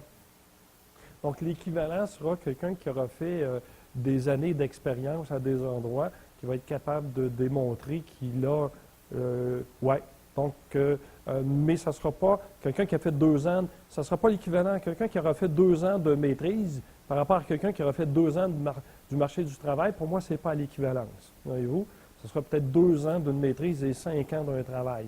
Ça va vous donner à peu près la perspective que ça me donne, à tout le moins, dans l'item, parce que l'expérience de travail va vite entrer dans le cas de ça.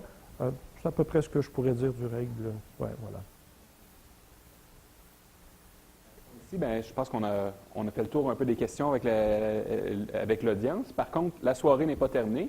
À ce point-ci, je vais dire au revoir à ceux qui se sont joints à nous par Facebook. Merci de vous être joints à nous ce soir. J'espère que ça aura été utile. Vous avez eu des perspectives, je dirais qu'elle est un peu dans le même sens, mais quand même certains éléments divergents. On a eu de différentes industries, des opinions qui leur sont propres, des opinions qui sont communes. Bien entendu, c'est un peu mon disclaimer légal également, que c'est des opinions qui ne représentent pas nécessairement Polytechnique, mais qui sont certainement en accord avec certains principes de Polytechnique. Donc, c'est un plaisir de vous avoir parmi nous.